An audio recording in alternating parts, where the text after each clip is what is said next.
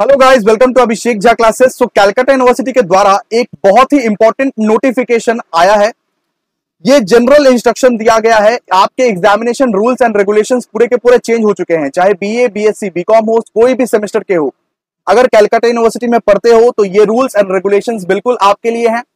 इस rules and regulations को मैं बहुत ज्यादा डिटेल्स में एकदम नहीं खींचूंगा। जो जो आपके लिए इंपॉर्टेंट है, जो आपके काम का है, वही सारे रूल्स को मैं समझाऊंगा। सिंपल सा बात है। ये रूल्स एंड रेगुलेशंस आपको मिल जाएंगे यूनिवर्सिटी ऑफ कलकत्ता में। लेकिन आप समझ लो, ये पर्टिकुलर वीडियो को पूरा का पूरा देख लो और भाई लाइक कर देना, शेयर कर देना, बिकॉज आपका भाई बहुत मेहनत कर रहा है आपके लिए। सब्सक्राइब तो बिल्कुल करना, बिकॉज कलकत्ता यूनिवर्सिटी का अपडेट हो, लेक्चर हो या क्लासेस हो, सब कुछ आपको इस चैनल पर ही मिलेगा। सिंपल सा बात है। सबसे पहले आइए आपका काम का बात, 5th नंबर पॉइंट को पढ़िए। यहाँ पे लिखा हुआ है candidate are to produce their admit card and registration certificate and their sign their name. यानी कि यहाँ पे बोला गया है कि आप जब एग्जामिनेशन हॉल में जाओगे, आप जब परीक्षा देने जाओगे, तब आपको वहां पे एडमिट कार्ड और रजिस्ट्रेशन सर्टिफिकेट दोनों ही लेके जाने हैं। अगर मान लीजिए एडमिट कार्ड सिर्फ लेके गए या सिर्फ रजिस्ट्रेशन सर्टिफिकेट लेके गए, उससे काम नहीं बनेगा, दोनों ही लेके जाने हैं, वरना आपका एग्जामिनेशन कैंसिल भी हो सकता है। पहले से ही कलकत्ता यूनिवर्सिटी ने इन्फॉर्म कर दिया आपको। इसके बाद यहाँ पे 6 नंबर पॉइंट में बोला है कि जब आपका जिस दिन आपका पहला वाला एग्जामिनेशन रहेगा, सिर्फ उसी दिन आपको 1 घंटा पहले घुसने देगा एग्जामिनेशन हॉल में। उसके बाद वाले एग्जामिनेशन से सिर्फ 15 मिनट पहले ही गेट खुलेगा। एग्जामिनेशन हॉल का जो गेट है ना, वो 15 मिनट पहले ही खुलेगा, लेकिन सिर्फ पहला वाला एग्जामिनेशन में आपको 1 घंटा पहले घुसने दे दिया जाएगा। लेकिन उसके दूसरे वाले एग्जामिनेशन से गेट खुलेगा ही 15 मिनट पहले।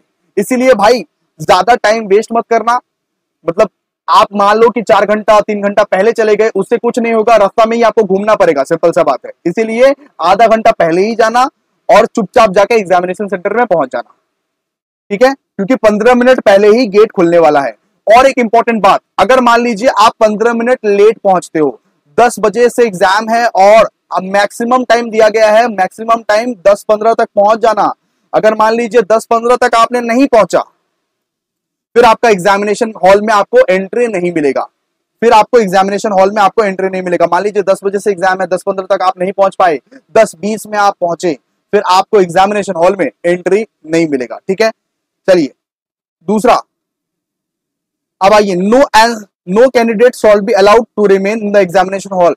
एग्जामिनेशन का पेपर तुम्हारा अगर हो गया तो भाई चले जाओ, इसके बाद तुमको अलाउ नहीं किया जाएगा वहां पे। बहुत लोग क्या करते हैं, एग्जामिनेशन का पेपर हो जाता है फिर भी हाँ ही करते रहते हैं। भाई तुम्हारा पेपर कैंसिल भी हो सकता है, देख लो, ये रूल्स एंड रेगुलेशंस है। इसके बाद देखो, smoking in the examination hall is strictly forbidden. यानी कि कोई कोई बच्चे क्या करता है, सिगरेट, हुक्का, ये सब कुछ भी मत करना, धुआं मत करना, एकदम ये सब चीज एकदम मत करना, ठीक है, ये सब स्ट्रिक्टली फॉरबिडन है। इसके बाद देखो, मोबाइल फोन्स कभी मत लेके जाना। बहुत लोग ऐसे करते हैं कि टेलीग्राम चैनल या व्हाट्सएप ग्रुप में एक ज्वाइन रहते हैं और आंसर्स वगैरह भेजते रहते हैं, ये सब चीज मत करना। अब यूनिवर्सिटी ऑफ कलकत्ता इस पे बहुत बड़ा एक्शन लेगा, इस पे एक्शन लेगा और जेल वेल चले जाओगे, बोल रहे हैं, फाइन वगैरह अलग होगा। इसके बाद देखो, candidate are advised in their own interest not to bring in the, मतलब कि बैंड आइटम, जो बैंड आइटम है, जैसे कि mobile phones, other communication devices, ये सब बिल्कुल भी मत लाना, वरना बहुत बड़ा रिस्क है। अगर कलकत्ता यूनिवर्सिटी का हाथ से कभी पकड़ लिया ना, तो बहुत पंगा हो जाएगा तुम्हारे लिए। इसके बाद देखो, इसके बाद लिखा हुआ है, so candidate must have their own pen pencil ink. बहुत लोग क्या करते हैं, भाई एक पेन है, एक पेंसिल है, एक स्केल है, वैसे मत करना, अपना सब कुछ लेके आना, अपना पेन पेंसिल इंक सब कुछ अपना लेके आना। भाई स्केल वगैरह कैलकुलेटर वगैरह जो भी चाहिए अपना लेके आना, किसी से मांगना मत। इसके बाद देखिए, यहाँ पे लिखा हुआ है, candidate must write on the cover of their answer book in the appropriate columns. यानी कि रोल नंबर, रजिस्ट्रेशन नंबर सही से लिखना। रोल नंबर, रजिस्ट्रेशन नंबर सही से नहीं लिखोगे तो फिर काम नहीं चलेगा।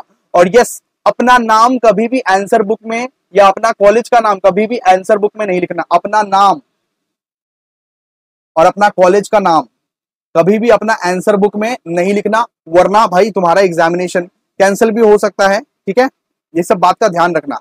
यहाँ पे देखिए, any sort of communication between a candidate and any person inside the outside the examination hall is strictly prohibited. यानी कि आप किसी से कम्युनिकेशन कर रहे हो, किसी दोस्त से कम्युनिकेशन कर रहे हो, दिखा भाई, कम्युनिकेशन मत करना, वरना तुम्हारा एग्जामिनेशन कैंसिल भी कर सकता है ये लोग। ठीक है, ये सब सारा इंपॉर्टेंट चीज है। अभी बहुत ज्यादा इंपॉर्टेंट चीज और आने वाला है, इसीलिए पूरा पर्टिकुलर वीडियो को जरा ध्यान से देखो। जितना शॉर्ट कर सकता था उतना शॉर्ट वीडियो बना रहा हूं ऑलरेडी।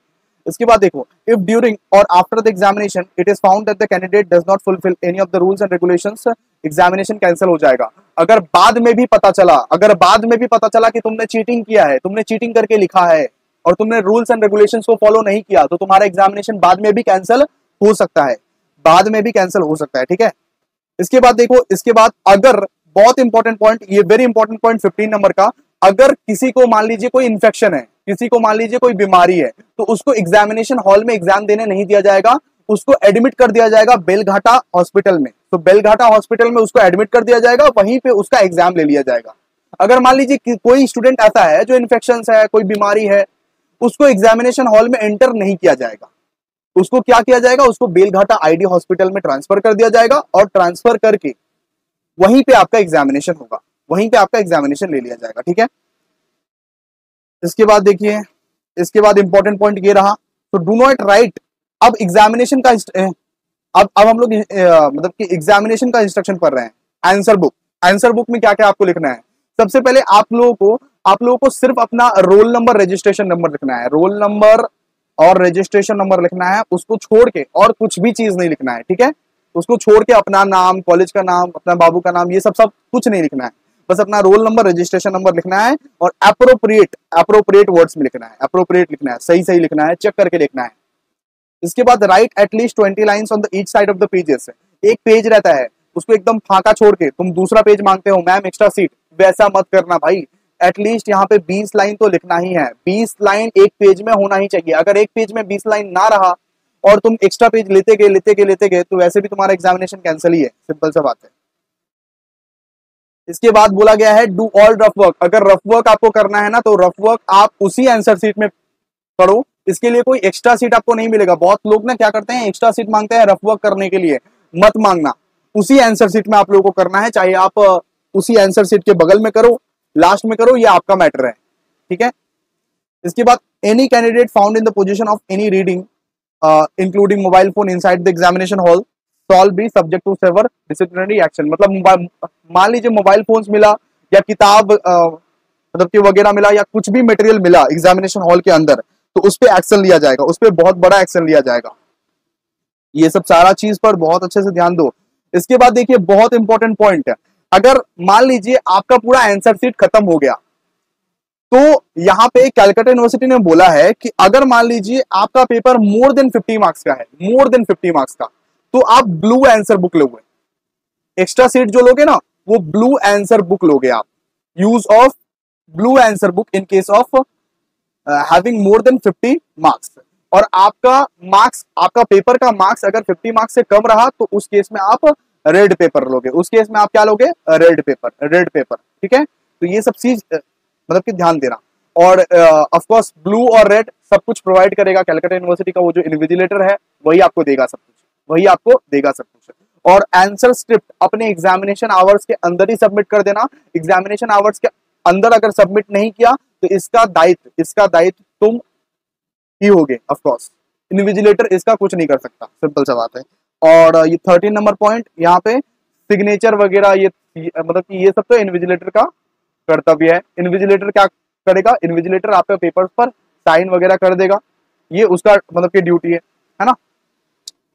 तो जरा ये सब सारे पॉइंट्स बहुत अच्छे से इंपॉर्टेंट है आपके लिए, ये सब सारे पॉइंट्स आप एक बार घर में रीड भी कर लेना और रीड करके समझ भी लेना, ताकि ये सब सारी गलतियां आप एग्जामिनेशन हॉल में ना करो, ठीक है। मिलते हैं नेक्स्ट वीडियो में, ऐसे वीडियोस के लिए प्लीज चैनल को सब्सक्राइब कीजिए। थैंक यू सो मच, मिलते हैं नेक्स्ट वीडियो में।